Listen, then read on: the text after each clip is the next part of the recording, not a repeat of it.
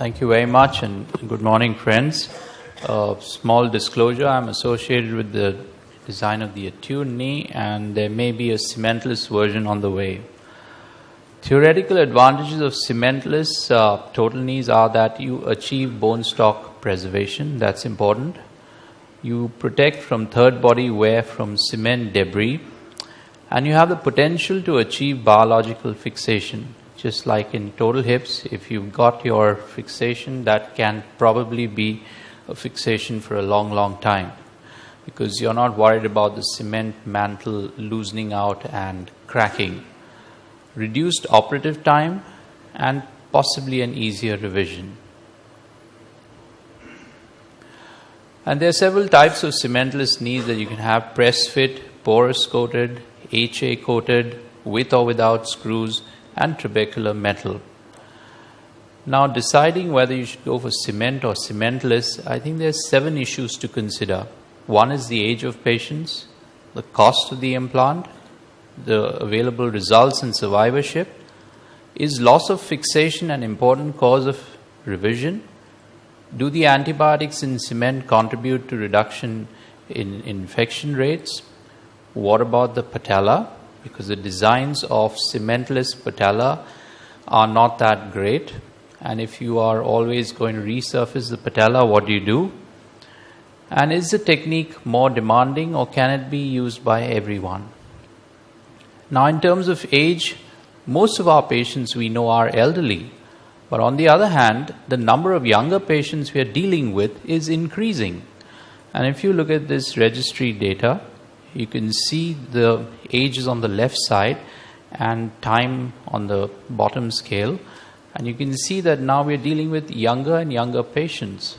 Earlier it used to be in the 70s, and now we're coming down to the 60s.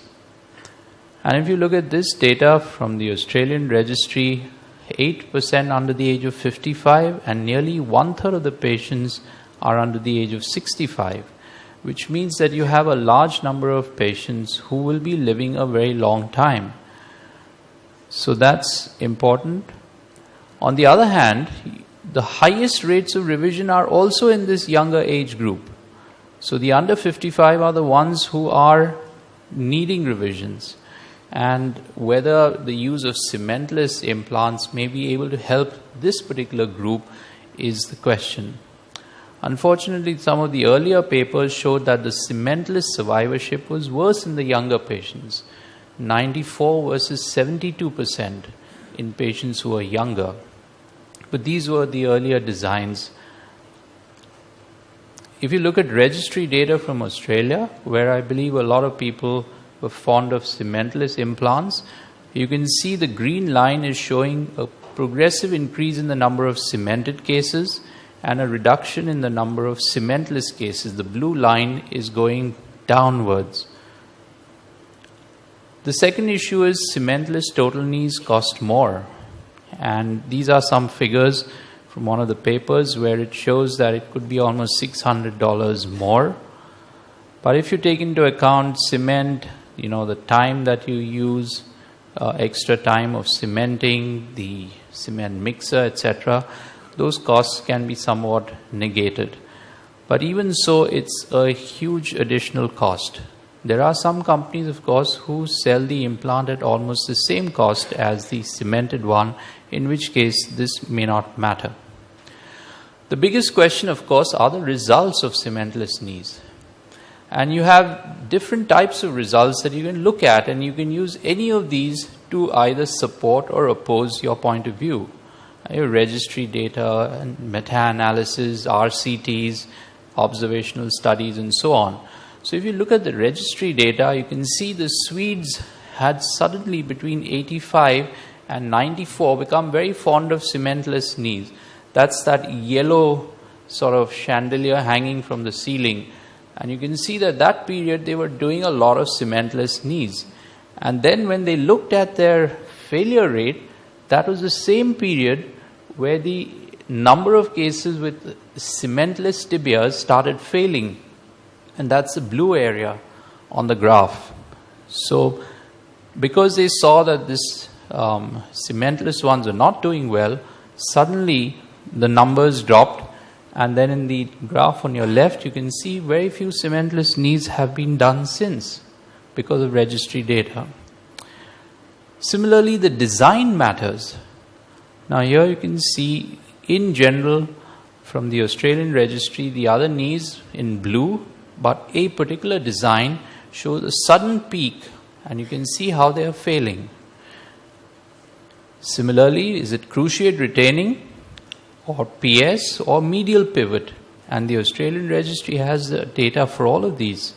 So you see here the blue line is cementless, showing a higher rate of failure with CR knees if they are cementless.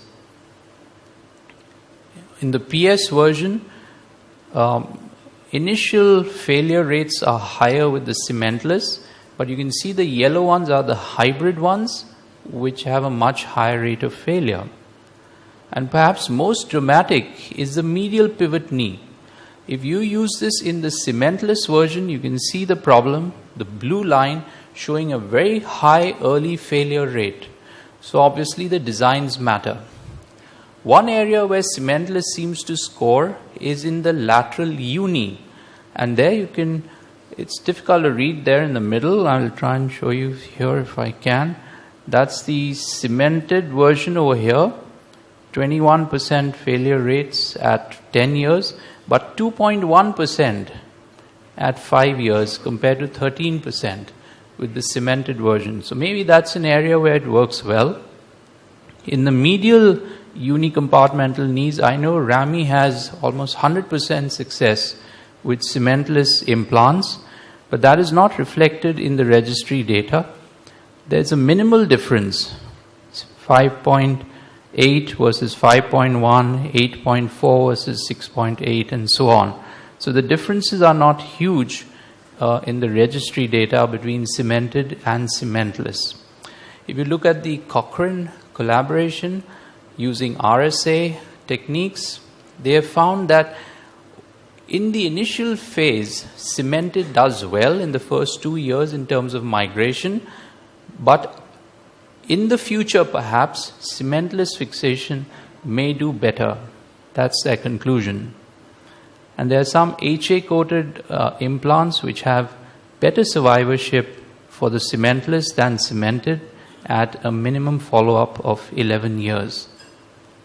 On the other hand, meta-analyses in general have shown no significant difference between the two implants.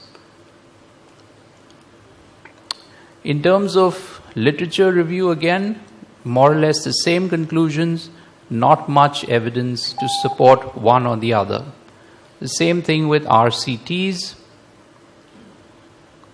And then, of course, there are a whole load of observational studies, mainly from the designer surgeons, and a huge variation in the results. So there are many confounding variables: age, surface preparation, the initial stability, the design, whether it's coated, uncoated.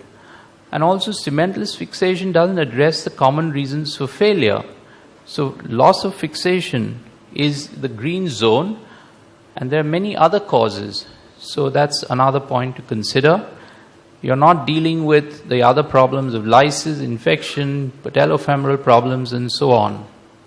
Also, antibiotics in cement may be helpful, especially in some patients with a higher risk of infection, and there's data to suggest that you should use antibiotics in cement. And lastly, if you're doing patellar resurfacing, that needs cement, because otherwise, if you're not doing patellar resurfacing, it doesn't matter.